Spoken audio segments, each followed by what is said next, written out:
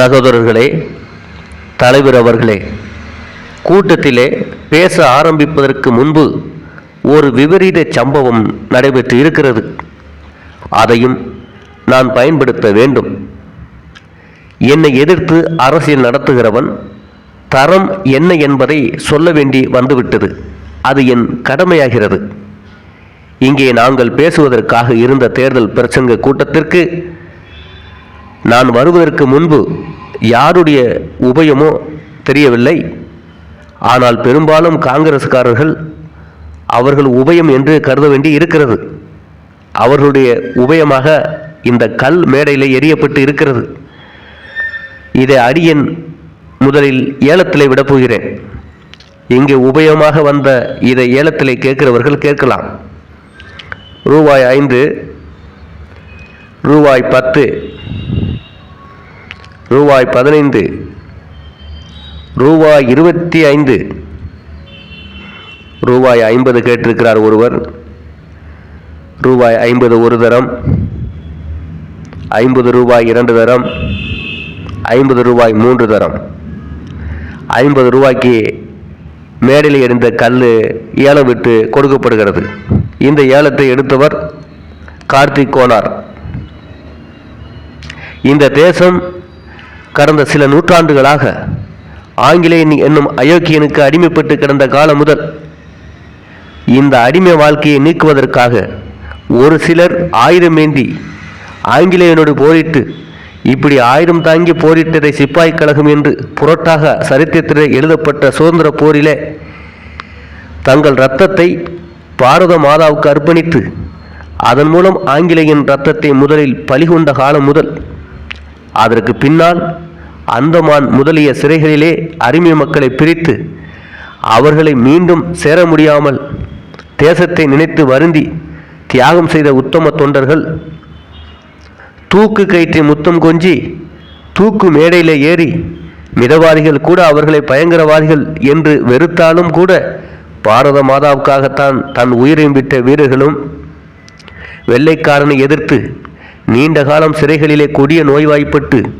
சிறைகளிலேயும் ஆஸ்பத்திரிகளிலேயும் உயிர் நீத்த உத்தம தியாகிகள் உட்பட சிறையில் இருந்து வெளிவந்த பிறகும் ஆளுகிற காங்கிரஸ்காரர்களோடு சேர்ந்து கயமைத்தன்மை புத்தி மறந்து கள்ள மார்க்கெட்டுக்காரர்களோடு கள்ள நோட்டுக்காரர்களோடு சேர்ந்து அதன் மூலம் லட்சாதிபதியாக மானங்கட்ட முறையிலே வாழ்வதை மறந்து மந்திரிகளோடு குலைந்து போகாமல் பிழைக்க தெரியாதவன் என்று இன்றைய காங்கிரஸ்காரர்கள் தூற்ற ஏழை தொண்டனாகவே இருந்து வறுமையில் வாழும் தியாகிகளின் பாத தூசிகளுக்கும் அடியனுடைய முதல் வணக்கம். இன்று அடியேன் உங்களை இந்த நேரத்திலே சந்திப்பதன் நோக்கம், வருகிற மார்ச் மாதம் 4ஆம் தேதி நடைபெற இருக்கிற தேர்தலில் ஓட்டர் மகாஜனங்கள் என்ன செய்தால் தேசத்திற்கு நல்லது, தெய்வ சம்மதம் மக்களுக்கு நல்வாழ்வு பயக்கும் என்பதை ஞாபகப்படுத்துவதற்காகத்தான் அடியேன் உங்கள் முன்னால் நிற்கிறேன். இப்போ புதிதாக நான் மேடையேறி ஓட்டு கேட்கவில்லை. 21 ஆண்டுகளுக்கு முன்பு 1936ஆம் வருடத்தில் தேசிய மகாசபை முதலாக சட்டசபைக்கு போட்டியிட்ட காலத்தில் மஞ்சள் பெட்டிக்காக அப்போது அடியன் பாடுபட்ட காலத்தில் அடியன் சத்தியமூர்த்தி ஐயர் அவர்களை தமிழ்நாடு பூராவும் சுற்றுப்பயணம் செய்து மஞ்சள் பெட்டியை ஜெயிக்க செய்து அதற்கு பெரிய வாழ்வு தேட அடியன் பாடுபட வேண்டி இருந்தது. அந்த காலத்திலே இன்றைக்கு பெரிய பெரிய பதவிகளிலே அமர்ந்திருக்கின்ற காங்கிரசுக்காரர்கள் எல்லாம் பெரும்பாலும் சாதாரண தொண்டனாக நாங்கள் ஏவிய வேலைகளை கேட்பவர்களாக இருந்தார்கள். அவர்தான் இன்றைக்கு பிரதம மந்திரி பதவியிலே அமர்ந்திருக்கிறார். அரசியலிலே பழகியவர்களுக்கு இந்த சரித்திரம் நன்கு விளங்கும். அன்று அவ்வாறு சிரமப்பட்டு இந்த அரசியலிலே ஒரு பெரிய வெற்றி காண வேண்டி அப்போது கிராமமாக காங்கிரஸை ஆதரித்த அடியேன் இப்போது காங்கிரஸ்காரர்களை காங்கிரஸை எதிர்த்து நிற்கும் நிலைமையிலே சூழல் மாற்றிவிட்டது. காங்கிரஸ் சிறப்பாக இருக்கிற காலத்தில் மாட்டுப்பெட்டிக்கு எதிராக ஓட்டு போட வேண்டும் என்றும் மாட்டுப்பெட்டியை எதிர்த்து தோற்கடிக்க வேண்டும் என்றும் கூறுகிற ஒரு காரியம், இப்படிப்பட்ட ஒரு காரியத்திலே ஈடுபட வேண்டிய நிலைமை, நிர்பந்தம், நியாயம், அவசியம், கடமையும் ஆக்கமும் ஊக்கமும் அடியேன்பாலும் மக்கன்பாலும் வர வேண்டும் என்ற ஒரு கட்டாயம் 1957ஆம் வருடம் வந்திருக்கிறது. என்ன காரணம், ஏன் இது வந்தது என்பதுதான் நீங்கள் எல்லோரும் தெரிந்து கொள்ள வேண்டிய ஒரு பெரிய மர்மம். அன்று இந்த காங்கிரஸ் போராட்டங்கள் நடந்த காலங்களிலே, அன்றைக்கு இருந்த மஞ்சள் பெட்டி தேர்தல் நடந்த காலத்தில் என்ன நடைபெற்றது என்று நீங்கள் கேட்டால், நாங்கள் எதுவும் எதிர்பாராத நிலைமையிலே எந்தவிதமான கஷ்ட நஷ்டங்களுக்கும் தயாராக இருந்து மிகச் சிரமமான பொறுப்போடு இந்த தேசிய மகாசபையை பார்த்தோம். அன்றைக்கு அடியன் முதலிலே அரசியலிலே பாடுபட வேண்டும் என்று, அந்த காலத்திலே தேர்தலிலே போட்டியிட வேண்டும் என்று அந்த காலத்திலேயே ஒரு நிர்பந்தம் இருந்தது. எங்கள் குல தலைவனாகிய ராமநாதபுரம் ராஜாவை எதிர்க்க வேண்டியிருந்தது.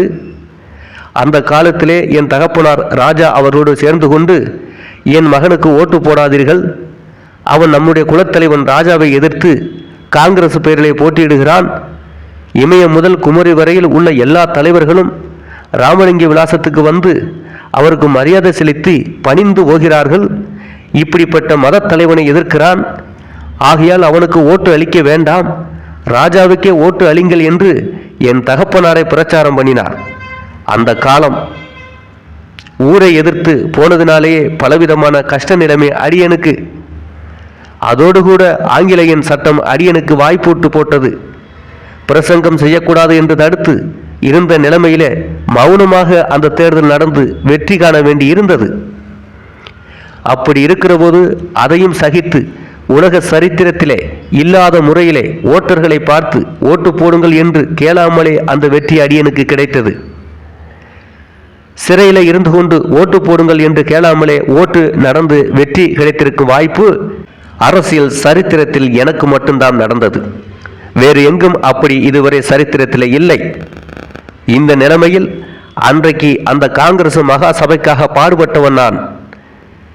இன்றைக்கு காங்கிரசின் பேராதரவோடு இருக்கிற மாட்டுப்பெட்டியை தோற்கடிக்க வேண்டும் என்று சொல்கிறது என்னவென்றால், இன்று காங்கிரஸ் இறக்கும் நிலைமை வேறு, அன்றைக்கு காங்கிரசின் நிலைமை வேறு.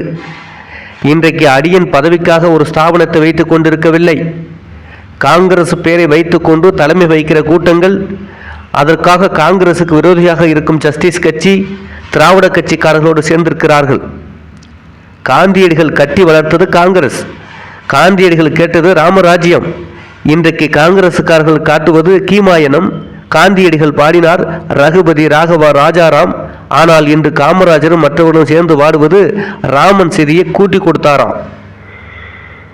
இந்த நிலைமையிலே பலத்தை மறந்து, வாய்ப்பை மறந்து, காங்கிரசுக்காரர்கள் பதவிக்காக மானத்தை விட்டு நடப்பதை எதிர்த்து காந்தியடிகள் கண்ட ராமராஜ்யத்துக்கு பாடுபட அடியன் இன்று காங்கிரஸை எதிர்க்கிறேன். வகுப்பு துவசிகளை எதிர்த்து ஆஸ்திக தர்மம் தலைக்க பாடுபடுவேன். உங்களுக்கு தெரியும், அடியன் மற்றவர்களைப் போல ஓட்டுக்களை கருதியோ எதையும் எதிர்பார்த்தோ அதற்காக உங்களை சந்தித்து அல்லது அட்காட் கமிட்டி சிபாரிசு செய்யாததால் காங்கிரஸை விட்டு வெளியே வந்தவன் இல்லை. படிப்பு இல்லாத அரசியல்வாதி அல்ல நான். பட்டாபி தோல்வி என் தோல்வி என்று காந்தியடிகள் ஒப்புக்கொள்ளும்படி வெற்றி பெற்று அன்றைக்கு அரசியலிலே தீவிரவாதிகளாக நாங்கள் வேலை செய்தோம். அதற்கு மேலே எந்த விதமான பதவியையும் விரும்பி பார்த்து ஒன்றும் கிடைக்காமல் இப்படி ஒரு கட்சியிலே சேர்ந்தவன் இல்லை. விவரமற்றவர்கள் விவரமற்ற காலத்திலே பதவியில் விரும்புகிறார்கள். விவரமற்றவர்களை பதவிக்கு அனுப்புவது தவறு என்று கருதித்தான் நான் அதை உதாசீனம் செய்தது. அடியன் விரும்பியிருந்தால் அந்த காலத்தில் மாகாண தலைமை பதவி கிடைத்திருக்கும். இது அரசியல் சரித்திரம் தெரிந்தவர்களுக்கு விளங்கும். பதவியை அடியன் ஏற்றுக்கொள்ள வேண்டும் என்று கருதியது கிடையாது. காரணம் என்ன? சாஸ்திரம் தெரிந்தவன் நான். பதவி என் வீட்டிலே இருக்கிறது. பதவிக்காக இன்றைக்கு காங்கிரஸ்காரர்கள் மாதிரி புரட்டு செய்கிறவனால் அடியன் அல்ல. உண்மையான நிலைமையில் ஒருவர் பெறுகிற பதவி நன்றாக இருக்கும், அதை சொன்னால் தப்பு என்கிறார்கள். புலி கூட்டத்தினிடையே வந்த ஒரு நரி நிறத்தால் புலி போல் தோன்றினாலும் அது கத்த ஆரம்பித்தவுடன் அது புலி அல்ல என்று தெரிந்துவிடும். புலியைப் போல உரும தெரியாமல் ஊளையிட்டால் அது புலி அல்ல என்று விரட்டப்படுவது போல இன்றைக்கு காங்கிரசுக்காரர்கள் ஜனநாயகம் பேசுகிறார்கள். நாங்கள் தான் ஓட்டுரிமை கொடுத்திருக்கிறோம், எங்களுக்கு ஓட்டு போட வேண்டும் என்று சொல்கிறார்கள். சரி, தேர்தலுக்கு முன்னால் என்ன செய்தார்கள்? சென்ற தேர்தலில் மக்கள் என்ன செய்தார்கள்? மக்களுக்கு என்ன செய்தார்கள்? காங்கிரஸ் மந்திரிகள் எவ்வளவு பேரையும் தோற்கடித்தார்கள். அதில் இருந்து மக்கள் என்ன செய்து காட்டினார்கள்?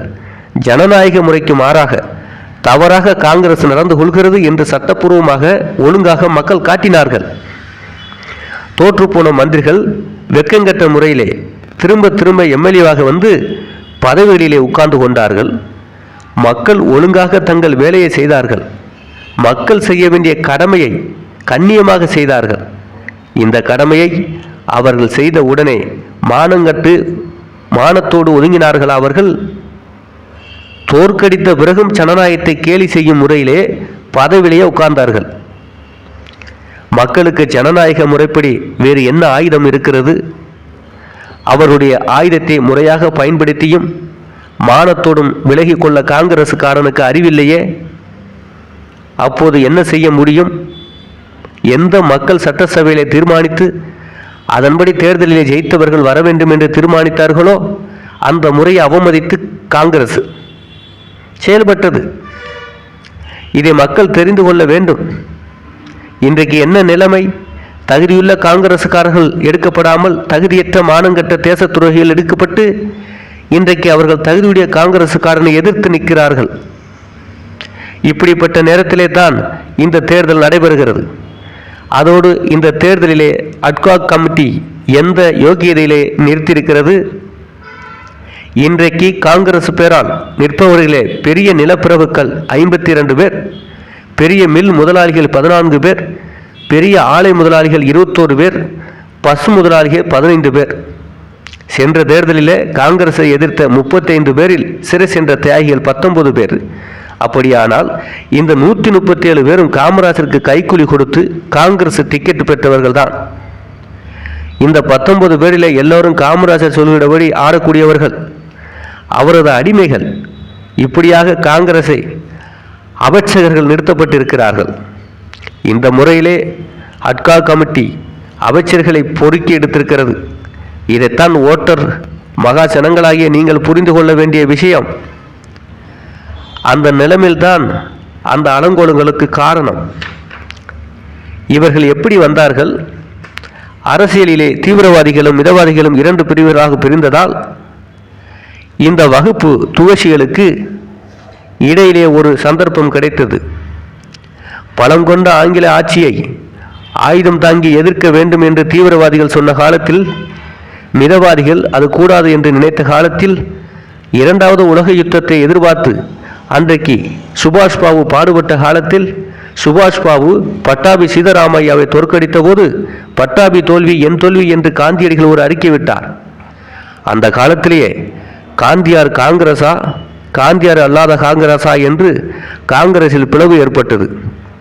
அப்படி பிளவுபட்ட உடனே சந்தர்ப்பத்தை பயன்படுத்தி கொண்டு சாதாரணமாக பாமரர்கள் காந்தி பேரை சொல்லிக்கொண்டு தீவிரவாதிகளை தூற்ற ஆரம்பித்தனர். எத்தனையோ பொய் புரட்டுகள் நடந்தன. அதன் பின்னால் காந்தியார் பல போராட்டங்களை நடத்தின போது தீவிரவாதிகள் 2வது உலக யுத்தத்தை எதிர்பார்த்து 6 மாத நோட்டீஸ் கொடுத்தார்கள். அதே முறைப்படி யுத்தம் வந்தது. அந்த யுத்தம் வந்த உடனே ஏதாவது பண்ணணும். காந்தியடிகள் தலைமையில் ஏதாவது பண்ணாவிட்டால் காங்கிரசுக்கு இழுக்கு என்று கருதி அதற்கான ஏற்பாடுகளை செய்தார். இந்த சந்தர்ப்பத்தில் எங்களையெல்லாம் இந்திய பாதுகாப்பு சட்டம் என்ற ஒரு சட்டம் மூலம் கட்டுப்படுத்தினார்கள். சென்னை கவர்னர் அவர்களின் விசேஷ உத்தரவு பிரகாரம் கலெக்டர் அவர்கள் மதுரை எல்லையை விட்டு போகக்கூடாது, மதுரையில் இருந்தாலும் எந்த கூட்டத்திலும் பேசக்கூடாது, பேசாமல் இருப்பதோடு கூட யார் பேசுவதையும் நின்று கேட்கக்கூடாது, அதற்கு மேலே தெருவிலே நடமாடும் போது 4 பேருக்கு மேலே சேர்ந்து கூட்டமாக இருக்கக்கூடாது, எனக்கு மேலே 3 பேர் இருக்கலாம், அதற்கு மேல் எந்த வீட்டில் எந்த தெருவில் இருக்கிறேன் என்று கலெக்டருக்கு தினம் தினம் காலையிலே தெரிவித்துக் கொண்டிருக்க வேண்டும் என்று ஒரு சட்டம் எனக்கு கொடுக்கப்பட்டது. அதை நான் பார்த்தேன்.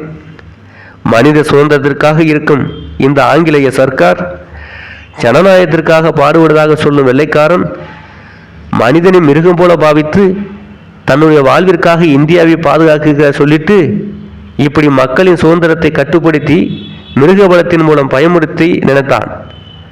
இவன் சட்டத்தை மதிக்காமல் என் ஊருக்கு புறப்பட்டு விட்டேன்.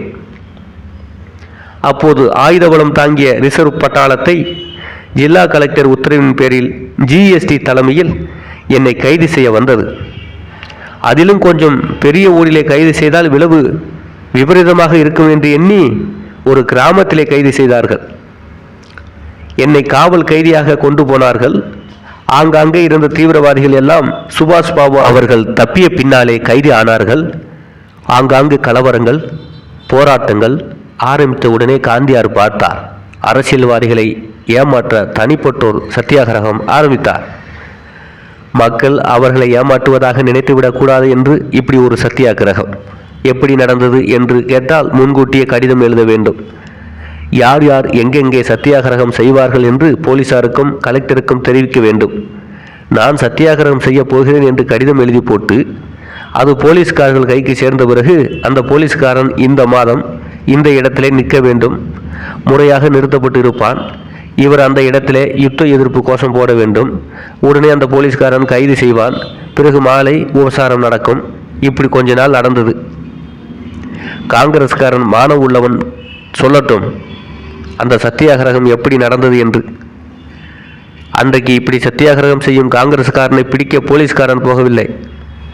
இன்றைக்கு காங்கிரஸ்காரன் ஊரை ஏமாற்றி பேசுவான். ஆனால் காங்கிரஸ்காரன் ஊரை ஏமாற்ற சிறை சென்றான். அது என்ன? பெரிய மனிதன் போல் போலீஸ் ஸ்டேஷனில் நாளைக்கு நான் சத்தியாகிரகம் பண்ண போகிறேன், தயவு செய்து மானத்தை காப்பாற்ற வேண்டும், இல்லையானால் காந்தி டில்லி வரை நடந்து வர சொல்வார் என்று எழுதி கொடுப்பான். மானங்கட்ட முறையில் போலீஸில் கேட்பான். இப்படி கேட்பதோடு பணமும் கொடுப்பான். அதற்கு பிறகு சப் இன்ஸ்பெக்டர் டேய் 304 703 என்று கூப்பிடுவார். என்ன எஜமான் என்று அவர்கள் கேட்பாங்க. நாளைக்கு இவர் சத்தியாகிரகம் பண்ண போகிறார், இவரை அரெஸ்ட் பண்ணி தொலை என்று சொல்லுவார். இப்படி மானங்கட்ட முறையிலே போலீஸ் ஸ்டேஷனிலே தேசியத்தை அவமானத்துக்குள்ளாக்கிய அரசியல் பாவிகள் இவர்கள். அன்றைக்கு மேலும் சில பேர் கைது செய்ய வேண்டாம் என்று அவர்களை நினைத்தபோது மாலை பணத்தோடு பெரிய அதிகாரிகளுக்கு 100 என்று லஞ்சம் கொடுத்து சிறைக்கு போய் மானத்தை காப்பாற்றி கொண்டார்கள். இந்த நிலைமை வந்த பிறகுதான் அரசியலில் திருடர்கள் வந்தார்கள். திருடர்கள் ஒரு தனி மனிதனுடைய பணத்தை மட்டும் கொள்ளையடிக்கிறார்கள். அவர்கள் ஆர்டினரி தீவ்ஸ். இவர்கள் ஊர் பணத்தை கொள்ளையடிக்கிறார்கள். இவர்கள் பொலிட்டிக்கல் தீவ்ஸ். இவர்களுக்கு பெயர் தியாகிகள். இன்றைக்கு கூட்டம் போட்டு பேசுவதற்கு இவர்களுக்கு யோக்கியதை இருக்கிறதா? தேர்தல் பிரச்சாரம் பண்ணுகிறார்கள். மக்கள் என்ன சொல்கிறார்கள்? சொன்னாலும் கேட்பார்கள் இல்லை. அன்றைக்கு ஜஸ்டிஸ் கட்சிக்காரன் 36 வருஷங்களுக்கு முன்பே எந்த பலத்தை காட்டினானோ அதை இன்றைக்கு நீ காட்டுகிறாய். மாமியார் உடைத்தால் மண்கலம், மருமகள் உடைத்தால் பொன்கலம். இன்றைக்கு மாமியாராக இருப்பவன் ஒரு காலத்திலே மருமகளாக இருந்தவன் தானே. அதற்கு பின்னே கஷ்டப்பட்டதை எல்லாம் மறந்து விடலாமா? அன்றைக்கு ஜஸ்டிஸ் கட்சிக்காரன் தன் சர்க்கார் செய்வதையெல்லாம் சொல்லி ஓட்டு கேட்டானே. அன்றைக்கு இதே காமராஜர் என்ன சொன்னார்? அதற்குள்ளே மறந்துட்டியே. யார் சர்க்காரில் இருந்தாலும் அவர்கள் மக்களுக்கு செய்ய வேண்டிய கடமையை செய்தாக வேண்டும். அது யார் தயவிற்காக செய்கிறார்கள்? மக்கள் வரிப்பணம் கொடுக்கிறார்கள். காங்கிரஸ்காரன் ஏதாவது செய்திருக்கிறானா? அவன் ஏதாவது உழைச்சி மக்களுக்கு நன்மை செய்தான்னு சொல்ல முடியுமா? பழைய ஜஸ்டிஸ் கட்சிக்காரன் சொன்ன மாதிரி இப்போ நீ சொல்லுகிறாயே. தவிர வேற என்ன? பெரிய பிரதம மந்திரி சாத்தூர் தொகுதியிலே தேர்தல் பிரச்சாரம் பண்ண புறப்பட்டால் ஒருவரும் உற்சாகம் வரவில்லை. ஒருவரும் உற்சாகமாகவும் வரவில்லை. ஊர் ஊராக சுற்றுப்பிரயாணம் செய்து கொண்டு கடைசியாக விருதுநகரில் இருந்த கூட்டத்துக்கு வந்தார். கடைசியிலே ஹரிசனங்களை சந்தித்தார். அவர்களை எப்படியாவது சரி கட்ட வேண்டும் என்று நினைத்து பணம் தருவதாக சொன்னார். அதற்கு அவர்கள் பணம் வருகிறது என்று சொன்னார்கள். வேறு என்ன வேண்டும் என்று கேட்டார். வீடு கட்டி கொடுங்க என்று கேட்டார்கள். அது தேசிய நேஷனல் ஸ்கீம், காங்கிரஸ்காரர்களுக்கு மட்டும் இருக்கிற ஸ்கீம் அல்ல. அது தேசிய திட்டம், மத்திய சர்க்கார் வகுத்துக்கிற திட்டம். அதை நினைச்சுக்கிட்டு ஹரிஜனங்கள் எங்களுக்கு வீடு கட்ட பணம் வேண்டும் என்று சொன்னவங்களை பக்கத்தில் இருக்கிற செக்யூரிட்டி குறுக்கிட என்ன செய்கிறாரு? உடனே பணம் கொடுப்பதாக சொல்லிவிட்டார். இதற்கு யார் சாங்ஷன் செய்தது? எந்த அசம்பிளி பாஸ் செய்தது? காங்கிரஸ் ஆட்சியின் சொந்த பணமா? இப்படி ஒரு மானங்கட்ட முறையில் வர வேண்டும். இது முறையா? வீடு அவ்வளவு அவசரமாக கட்டியே அது நிலைத்து இருக்குமா? இல்லை. எவன் தலைவிலாவது விழுந்து கொள்றதுக்காகத்தான், ஜெயிப்பதற்காக எது வேண்டுமானாலும் செய்கிறதா? ஓட்டுத்தான் உனக்கு வேண்டுமென்றால் ஏதாவது பொதுவாக செய்த நன்மைகளை சொல்லுங்கள். சில பேர் நினைக்கிறார்கள் டி.கே. ராஜாவுக்கு ஓட்டு போட்டோமே என்ன செய்தார் என்று. இது படிப்பு இல்லாத கயவன் கேட்கிறது. எதிர்கட்சியில் இருக்கிறவன் ஒன்றும் பண்ண முடியாது. என்றைக்கும் யார் ஆட்சியில் இருக்கிறார்களோ அவர்கள்தான் செய்ய முடியும், செய்ய கடமைப்பட்டவர்கள். தேர்தலிலே ஓட்டு போட்டால் எதிர்க்கட்சி என்ன செய்தது என்று கேட்கக்கூடாது. எதிர்க்கட்சியிலே போனவர்கள் என்ன தவறு செய்தார்கள் என்று தான் கேட்க வேண்டும். அரசாங்கத்திலே யார் லஞ்சம் வாங்குகிறார்கள், பொய் புரட்டு பேசுகிறார்கள், பதவியை விலக்கி விற்கிறார்கள் என்று கண்டுபிடித்து பொதுமக்களுக்கு சொல்வது எதிர்க்கட்சியிலே இருக்கிறவன் வேலை. இதை செய்தாரா என்று தான் பார்க்க வேண்டும். எதிர்க்கட்சிக்காரன் என்ன செய்ய முடியும் என்று பேசலாமா? எனக்கு தெரியாதா? இன்றைக்கு காங்கிரஸிலே இருக்கிறவர்களே எவ்வளவு பேருக்கு சொத்து இருக்கின்றது, இன்று எவ்வளவு இருக்கிறது கணக்கு சொல்ல முடியுமா? 2 லட்சத்திலே ஒரு திட்டம் இருந்தால் 1.5 லட்சத்திலே முடித்துவிட்டு 50,000 ரூபாய்களை என்ஜினியரும் நீங்களும் ஏப்ப விடுவது தெரியாதா? நீங்கள் ஏதாவது சொல்ல வேண்டுமானால் நாங்கள் லஞ்சத்தை ஒழிக்கப் போகிறோம், இதற்காக இந்த ஸ்கீம் என்று சொல்லுங்கள். புதிதாக கல்வியிலே இன்னும் மாறுதல் செய்திருக்கிறோம், கல்வியிலே சீர்திருத்தம் செய்திருக்கிறோம், இருந்தால் சொல்லு. இந்தியாவிலே மிக பிற்போக்காக உள்ளது தென்னிந்தியா தான். வடக்கு இருக்கிற தலைவர்கள்லாம் படித்தவர்கள். இங்கே இருக்கிறவர் திறமை படிப்பு இல்லாதனாலே தேசியத்திற்கு விரோதமான தீய சக்தியுடன் நட்பு வைத்துக் கொண்டிருக்கிறார்கள். இன்றைக்கு லஞ்ச பழக்கம் அதிகாரிடத்தில் மட்டும் இல்லை, மந்திரியிடத்திலும் இருக்கிறது. மந்திரி பி பரமேஸ்வரனுக்கு சீட் கொடுக்காத ரகசியம் என்ன? ஒரு செட்டியார் பிளாங்க் செக் கொடுத்தார், பணமாக கொடுக்கக்கூடாது என்று இப்படி டி.கே. ராஜா ஏதாவது பண்ணினார் என்று சொல்ல முடியுமா? இன்றைக்கு இருக்கிற நிலவரம், ஒரு மாகாண தலைவன் கள்ள நோட்டு அடிப்பதில் ஈடுபட்டிருக்கிறான். காமராஜர் கள்ள நோட்டு தயார் செய்வதில் ஈடுபட்டிருக்கிறார். 100 ரூபாய் நோட்டுகள். இது உங்களிடம் மட்டும் சொல்லவில்லை. சென்னை கடற்கரையில் 1 லட்சம் மக்கள் மத்தியிலே போலீஸ் ஐஜி என் பிரசங்கத்தை வயர்லெஸிலே கேட்கிற சமயத்திலே சொன்னேன். ஏதோ சொல்லிவிட்டு ஓடுவதற்காக சொல்லவில்லை. சிஐடி சுருக்கெழுத்தாளர் நன்றாக குறிப்பிடுத்துக் கொண்டிருக்கிறார். அப்போது அதை சொன்னேன். இதை சொன்னால் இது ஆகும் என்று தெரிந்தவன் நான். I know the implications of law. I am accusing the police minister. I charge the chief minister of counter station false currency. If you do not change the chief minister, charge me for such serious allegations. I will produce documents in a court of law in defense. இதை கேட்ட பிறகும் சும்மா இருப்பது ஒரு மானமுள்ள சர்க்கார் செயலா? நான் ஒரு சாதாரண பட்டிக்காட்டான் இல்லை, விவரம் இல்லாமல் பேசுபவன் அல்ல, ஸ்டெண்டாக பேசிவிட்டு போகிறவன் அல்ல. ஒரு பிரதம மந்திரி மீது போலீஸ் மந்திரி மீது கள்ளநோட்டு அடிப்பதற்காக ஒரு பெரிய குற்றச்சாட்டை வைக்கிறேன். இப்படி சொல்கிறவன் மேல் கேஸ் போட வேண்டும். என் மீது கேஸை போட்டால் நோட்டு அடிக்கிற இயந்திரம் இருக்கிற இடங்கள், அதில் பங்கு கொள்கிறவர்கள், அதற்கு உதவியாக இருக்கிற அதிகாரிகளை பற்றியெல்லாம் வெளிப்படுத்துவேன். மிக கேவலம், மிகவும் கேவலம். அரசியல் சரித்திரத்திலே இப்படி மானங்கெட்டவன் பிரதம மந்திரியாக இருந்தது கிடையாது. இப்படி மானங்கெட்ட முறையிலே காங்கிரஸ் இருந்தது இல்லை. இப்படி கேவலமான முறையில் நாடு போக வேண்டும்? நான் ஜாதி துவேஷத்தை கிளப்புவதாக பொய் பிரச்சாரம் செய்கிறார்கள். நான் அல்ல ஜாதி துவேஷத்தை கிளப்புவது. 1936 எலெக்ஷனிலே நாடார் நிற்கிற இடத்திலே அவருக்கு ஆபத்து ஏற்பட இருந்த சமயத்தில் அடியன் அவருக்கு பந்தோபஸ்து கொடுத்தேன். அப்போது இதே நாடாரை காப்பாற்றியவன் அடியன். இது வரலாறு. இதை மறைத்து என்னை வகுப்புவாதி என்று சொல்வதிலே என்ன உண்மை இருக்கிறது? விருதுநகர் வியாபாரி சமாச்சாரம் தெரிஞ்ச ரகசியம் இல்லை, இதை மறைக்கலாமா? இன்றைக்கு அரசியலையும் அப்படி கெடுக்க பார்க்குற. 10 வருஷமா இப்படித்தானே அரசியலில் காலம் தள்ளின. இனிமேல் நடக்க விடுவோமா? எவ்வளவு சீக்கிரம் இந்த நாடார் பதவியை விட்டு போகிறாரோ அவ்வளவுக்கு அவ்வளவு அவருக்கு நல்லது, நாட்டுக்கு நல்லது. இதற்கு மேலே எனக்கு ராஜபாளையத்திலே கூட்டம் இருக்கு. இப்போவே 11:30 மணி. இத்தோடு என் பிரசங்கத்தை முடித்துக் கொள்கிறேன்.